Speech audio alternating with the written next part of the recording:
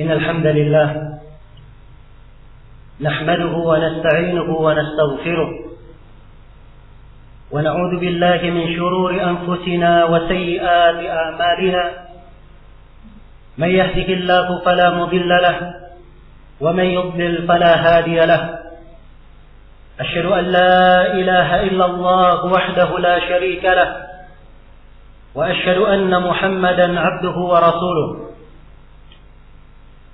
يا أيها الذين آمنوا اتقوا الله حق تقاته ولا تموتن إلا وأنتم مسلمون يا أيها الناس اتقوا ربكم الذي خلقكم من نفس واحدة وخلق منها زوجها وبث منهما رجالا كثيرا ونساء واتقوا الله الذي تساءلون به والأرحام إن الله كان عليكم رقيبا يا أيها الذين آمنوا اتقوا الله وقولوا قولا سديدا يصلح لكم أعمالكم ويغفر لكم ذنوبكم ومن يطع الله ورسوله فقد فاز فوزا عظيما أما بعد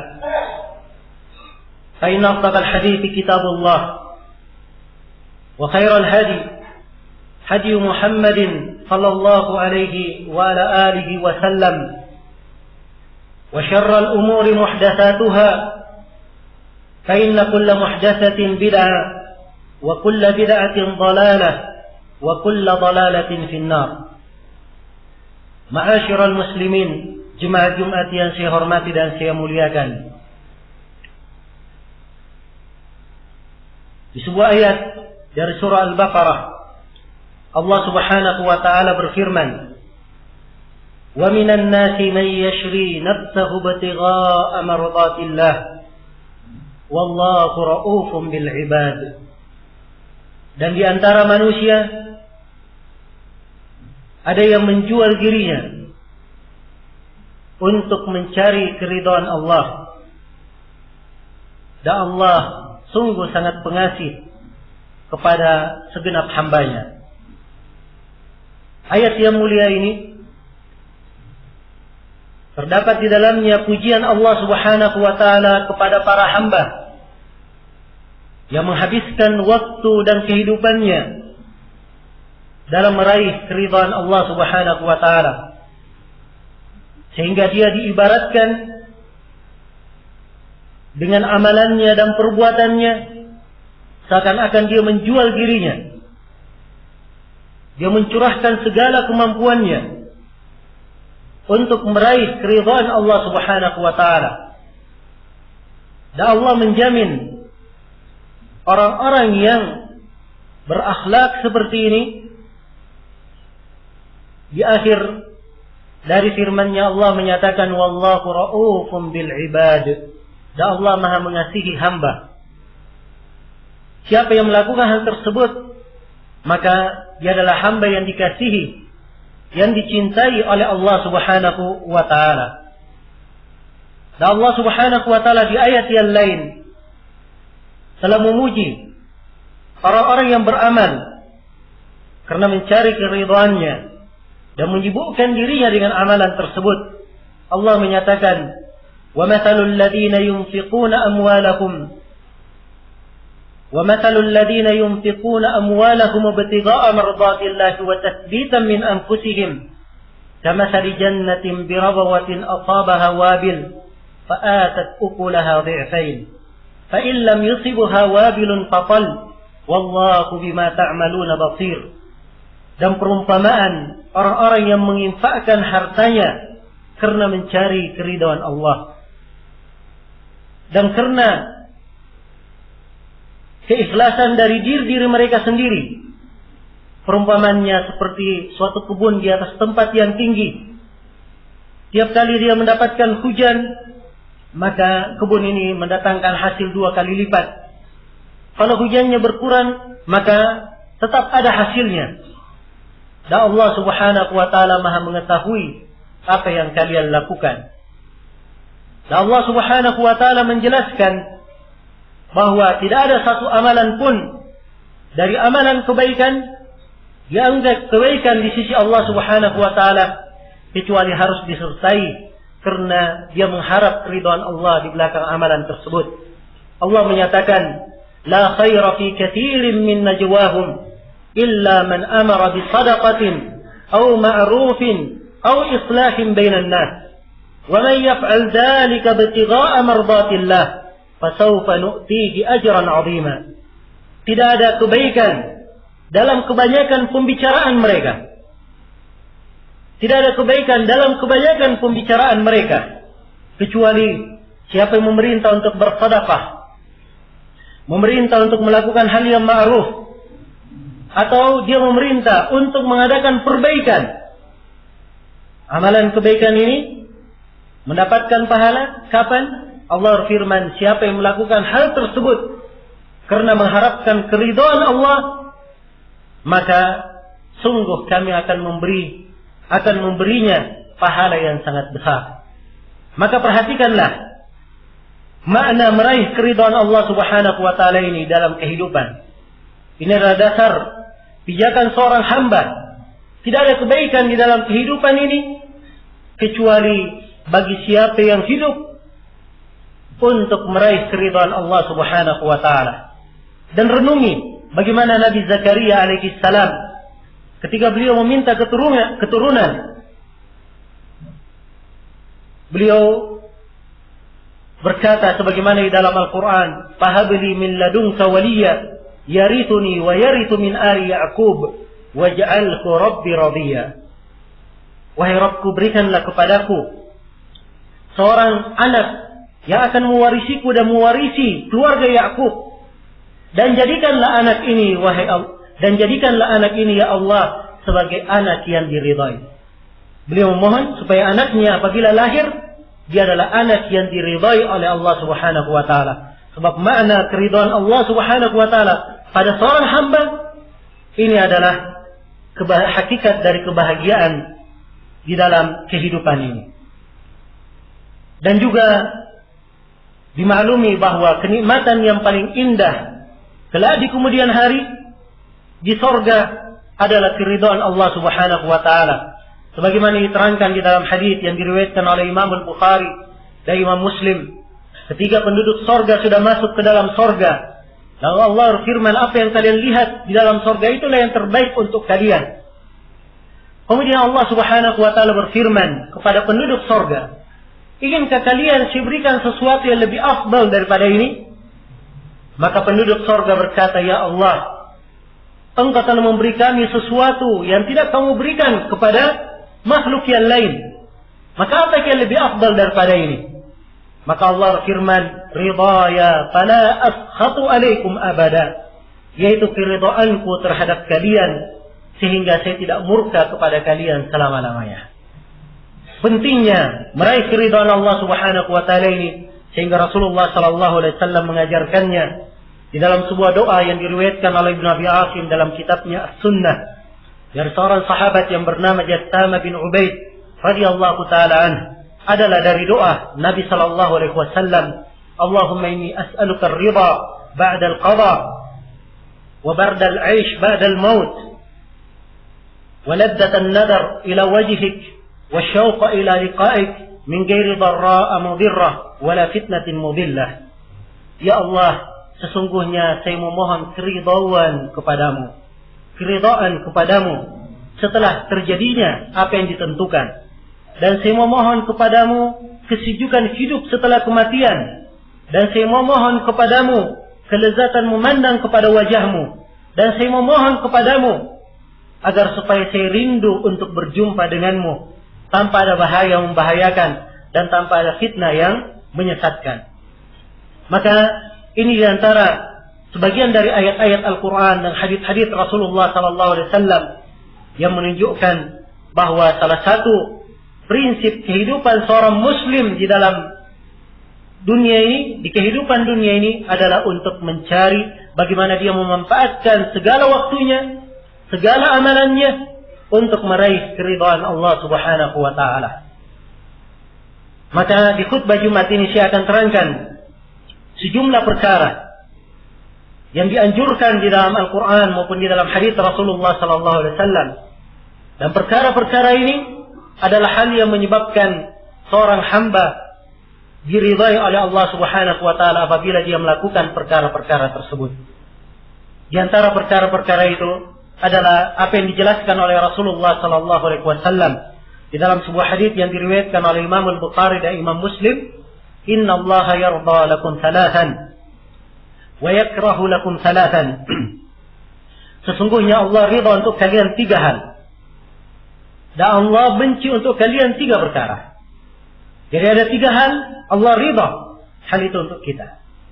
Dan ada 3 perkara Allah benci, hal itu untuk kita. Adapun yang diridai oleh Allah Subhanahu wa taala, Rasulullah bersabda, "Fayarda lakum an ta'buduhu wa la tusyriku bihi syai'a wa an ta'tasimu bihablillahi jami'an wa la tatafarraqu." Yang pertama, Allah ridha kalian itu beribadah hanya kepadanya. Yang kedua, Allah ridha kalian tidak berbuat kesyirikan. Yang ketiga, Allah ridha kalian semua bersatu di atas tali Allah dan tidak bercerai-berai. Ini 3 perkara yang Allah ridhai. Kemudian Nabi terangkan bahwa Allah benci kepada kalian 3 hal. Fayakrahu lakum qila wa qal wa kathratas su'al wa idha'atal mal. Dan Allah benci kepada kalian dikatakan begini dan berkata begini. Iya. Sekedar menyampaikan ucapan-ucapan yang tidak jelas dari mana sumbernya. Gosip yang tidak dipertanggungjawabkan. Ini adalah hal yang dibenci oleh Allah. Yang kedua, banyak bertanya dalam hal yang tidak bermanfaat. Kemudian yang ketiga, membuang-buang harta. Maka di awal hadis Rasulullah menjelaskan 3 perkara yang Allah ridhai. Yang pertama adalah kalian beribadah kepadanya. Dan ini adalah tujuan diciptakannya manusia di muka bumi ini. Untuk beribadah kepada Allah Subhanahu wa taala. "Wa ma khalaqatul jinna wal ins illa liya'budun." Tidaklah saya menciptakan jin dan manusia kecuali untuk beribadah kepadaku. Dan ini ibadah kepada Allah, ini adalah sifat wali-walinya. Karena itu para nabi dan para rasul disifatkan dengan sifat penghambaan. Tidak disifatkan sebagai raja, ya, sebagai penguasa dan selainnya, tapi disifatkan dengan sifat hamba. Tentang Nabi Nuh, Allah firman, "Wa kana 'abdan syakura." Dan dia adalah seorang hamba yang sangat banyak bersyukur. Dan tentang Nabi kita di sejumlah ayat disifatkan beliau dengan sifat hamba. Subhanalladzi asra bi 'abdihi. Maha suci Allah yang memperjalankan hambanya. Alhamdulillahilladzi anzala 'ala 'abdihi. Segala puji hanya untuk Allah yang menurunkan kitab kepada hambanya. Rasulullah disebut sebagai hamba. Bahkan beliau diperintah untuk menegakkan penghambaan kepada Allah Subhanahu wa taala hingga akhir hayatnya. Allah firman, "Wa'bud rabbaka hatta ya'tiyakal yaqin." Dan beribadahlah engkau kepada Rabbmu sampai kematian datang menjemputmu. Iya. Maka kewajiban seorang muslim adalah memurnikan ibadah hanya kepada Allah. Apapun keadaannya di muka bumi ini, dia pasti akan menghadap kepada Allah sebagai seorang hamba yang harus mempertanggungjawabkan segala perbuatannya di muka bumi ini. In kullu man fis samawati wal ardi illa atir rahmani abada. Laqad ahsahum wa addahum adda wa kulluhum atihi yawmal qiyamati farda. Tidak ada satupun yang di langit dan di bumi kecuali semuanya akan menghadap kepada Allah sebagai hamba. Sungguh Allah telah menghitung mereka dengan sedetail-detailnya, dan setiap dari mereka akan datang sendirian mempertanggungjawabkan setiap amalan yang dia lakukan di muka bumi ini. Karena itulah, perhatikan keadaan kita sebagai seorang hamba. Di dunia ini yang ada hanyalah penghambaan. Tidak ada yang merdeka di atas muka bumi. Semuanya adalah hamba. Kalau dia bukan hamba Allah, maka dia adalah hamba syaitan atau hamba dirinya sendiri. Maka silahkan memilih. Siapa yang menganggap bahwa dirinya bisa lepas dari syariat Allah, hakikatnya dia bukan bebas, tapi menjadi hamba syaitan. dan menghamba kepada dirinya sendiri. Karena itulah bagi siapa yang mempunyai akal yang sehat dan sadar ada kehidupan setelah kehidupan dunia ini, ada kematian dan ada kehidupan akhirat yang merupakan akhir perjalanan setiap insan, pasti dia akan berusaha untuk menjadikan dirinya sebagai hamba yang mendekatkan dirinya kepada Allah Subhanahu wa taala dengan melaksanakan segala yang diperintah dan meninggalkan segala yang dilarang. Kemudian hal yang kedua yang diridai oleh Allah, wa alla tusyriku bihi syai'a, dan kalian tidak berbuat kesyirikan kepadanya dengan sesuatu apapun. Ini adalah hal yang dicintai oleh Allah. Seorang hamba tidak berbuat kesyirikan, tidak mempersekutukan Allah di dalam ibadah, tidak menduakan Allah di dalam ibadah. Dia berdoa hanya kepada Allah. Itulah yang dikatakan bertauhid, penghambaan yang murni. Kalau dia berdoa kepada Allah, tapi dia berdoa juga kepada penghuni kubur, atau meminta juga kepada dedemit, tempat-tempat yang dikeramatkan, maka ini artinya dia mempersekutukan Allah Subhanahu wa taala dalam ibadah. Dan ini adalah perbuatan kesyirikan. Siapa yang jatuh di dalamnya, Allah tidak akan ridha terhadapnya selama-lamanya. Siapa yang jatuh di dalam syirik akbar dan mati di atasnya, Allah tidak akan ridha terhadapnya selama-lamanya. Dia apabila meninggal di atas syirik akbar, dosanya tidak akan diampuni. Innallaha la yaghfiru an yushraka bih. Sungguhnya Allah tidak mengampuni dosa kesyirikan. Kalau dia meninggal dalam keadaan berbuat syirik akbar, dia pasti kekal di dalam neraka. Allah berfirman, "Wa may yusyrik billah faqad harrama Allahu 'alaihi al-jannah wa ma'wahu an-nar wa ma lidh-dhalimin min ansar." Barang siapa yang berbuat kesyirikan kepada Allah, maka Allah telah haramkan atasnya surga dan tempat tinggalnya adalah neraka, dan tidak ada penolong bagi orang-orang yang zalim. Syirik ini adalah hal yang sangat tercela di dalam agama kita. Dosa yang paling besar.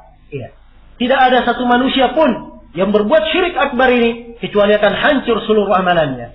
Jangankan kita, para nabi dan para rasul, Allah Subhanahu wa taala mengancam mereka. Allah firman, "Wa laqad uhiya ilaika wa ila alladziina min qablik la in asyrakta la yahbatanna 'amaluk wa la takunanna minal khasirin." Sungguh kami telah wahyukan kepada engkau ya Nabi Muhammad dan kepada para nabi sebelum engkau.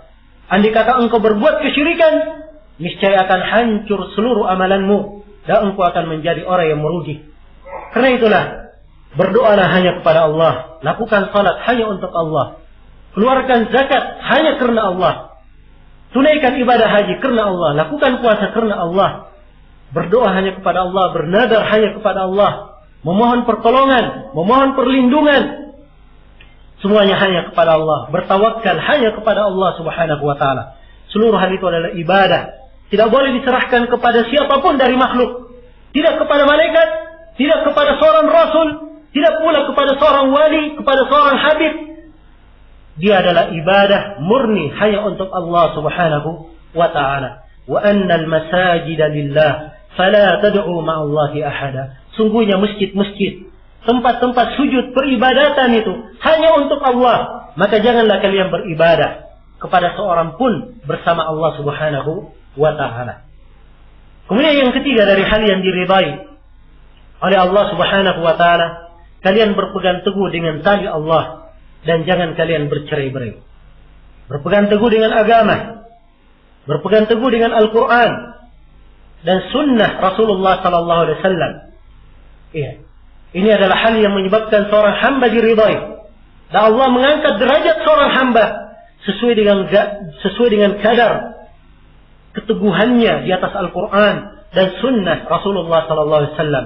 Diriwayatkan oleh Imam Muslim dari Umar bin Khattab radhiyallahu taala anhu, Rasulullah sallallahu alaihi wasallam bersabda, "Inna Allah yarfa'u bihadzal kitab la yarfa'u bihadzal kitab aqwaman wa yad'u bihi akharin." Sungguhnya Allah mengangkat derajat satu kaum karena Al-Quran ini dan merendahkan derajat kaum yang lain karena Al-Quran ini.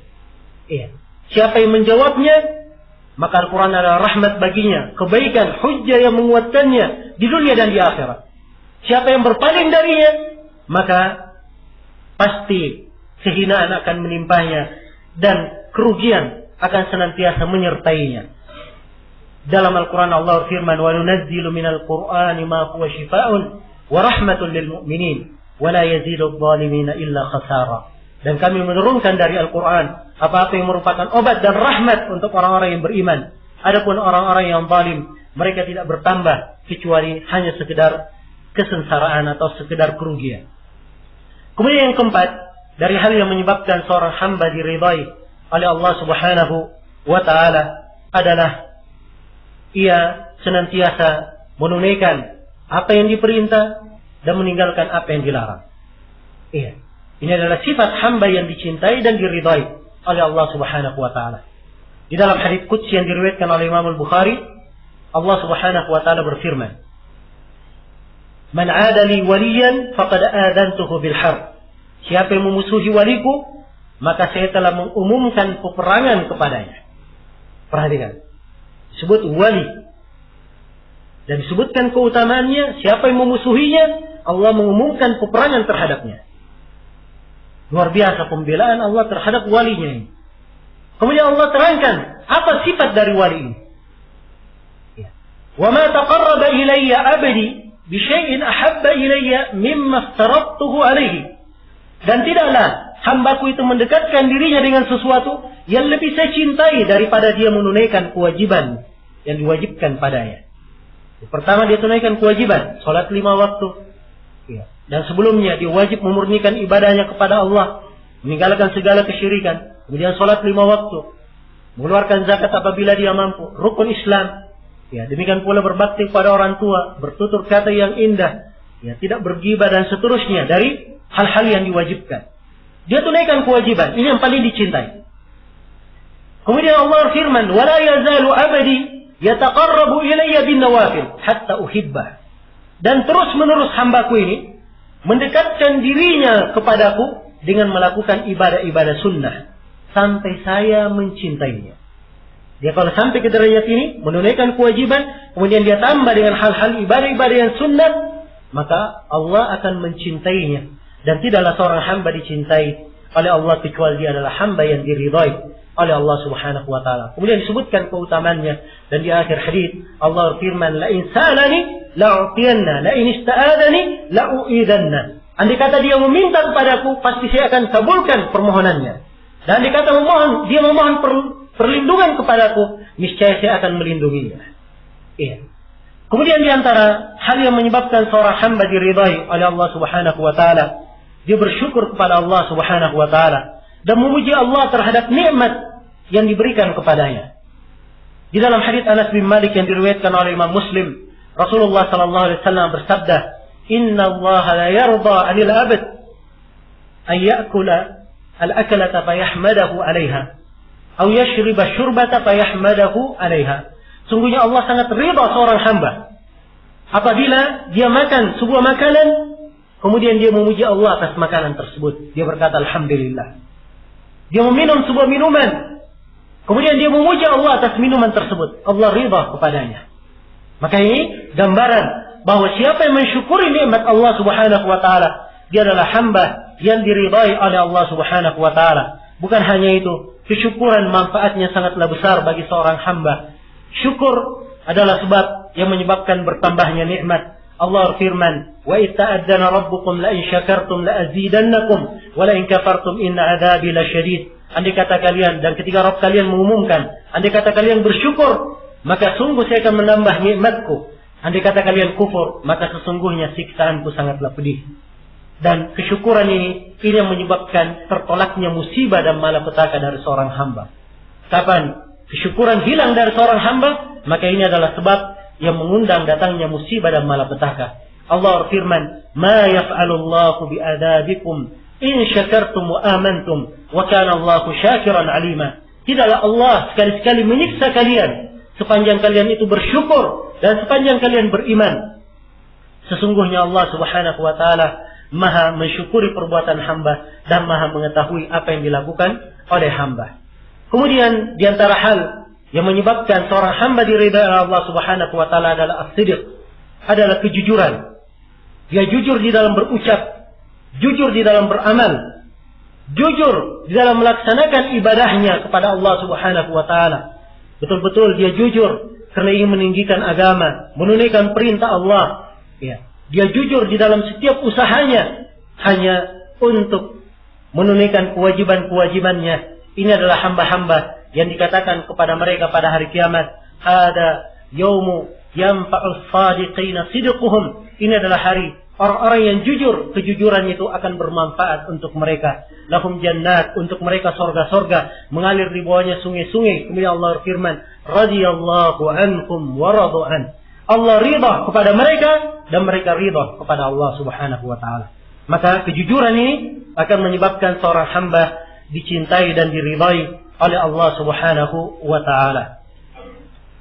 بارك الله لي ولكم في القرآن العظيم ونفعني وإياكم بما فيه من الآيات والذكر الحكيم وتقبل الله مني ومنكم تلاوته إنه هو السميع العليم.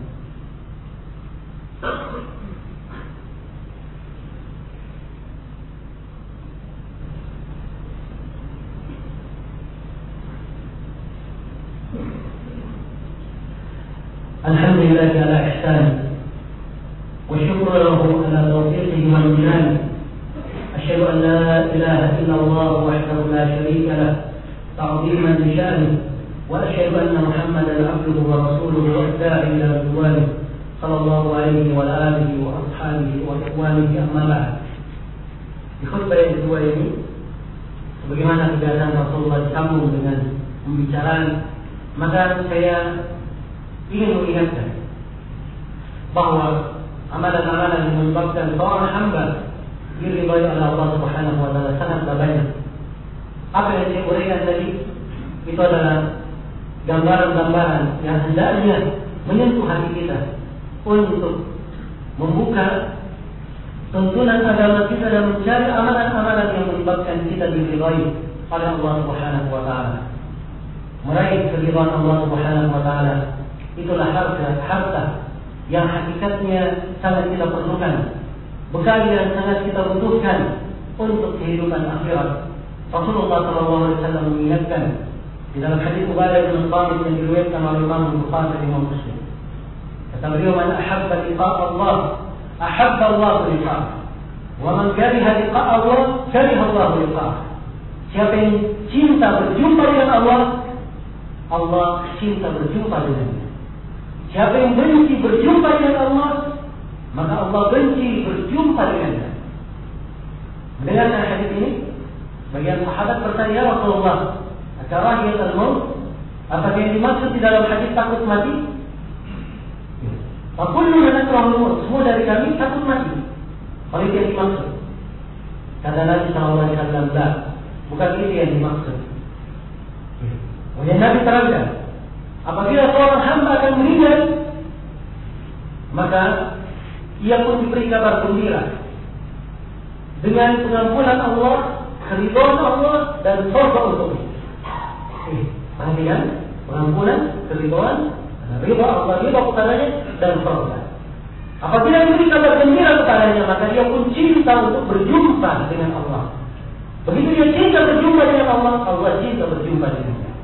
Tapi sebaliknya, ada sebagian hamba yang ketika dia akan meninggal diberi kabar gembira dengan neraka, kemurkaan Allah Subhanahu wa taala, maka dia pun benci untuk berjumpa dengan Allah. Tidak senang untuk berjumpa, maka Allah pun benci untuk berjumpa dengannya. Karena itulah, perhatikan, hamba yang dicintai oleh Allah Subhanahu wa taala, Allah cinta berjumpa dengannya, itu adalah hamba yang diberi kabar gembira, salah satunya dengan keridhaan Allah Subhanahu wa taala.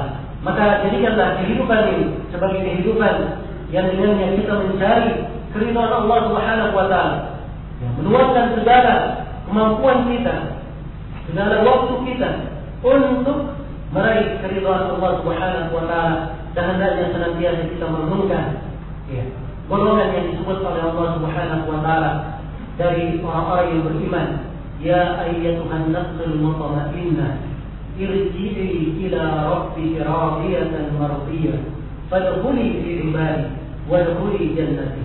Wahai jiwa yang tenang, kembalilah engkau kepada Rabbmu dalam keadaan engkau ridha dan diridhai. Dalam keadaan engkau ridha dan diridhai. Masuklah engkau dalam golongan hamba-hambaku, dan masuklah engkau ke dalam surga. Manusia ada 3 jiwa, dan salah satunya dari yang paling mulianya adalah jiwa mutmainnah ini. Maka kalau kita tidak tergolong ke dalam jiwa mutmainnah ini, maka kita tidak akan kembali kepada Allah Subhanahu wa taala dalam keadaan ridha dan diridhai oleh Allah Subhanahu wa taala. Kemudian hadirin sekalian, kaum muslimin jemaah yang saya hormati dan saya muliakan, Allah Subhanahu wa taala memberikan kita dalam Al-Qur'an dengan sebuah perintah. Allah mulai dengan dirinya, kemudian disusulkan dengan para malaikatnya. Allah Subhanahu wa taala berfirman, "Inna Allah wa malaikatahu yusalluna 'alan nabi, ya ayyuhalladzina amanu sallu 'alaihi wa sallimu taslima."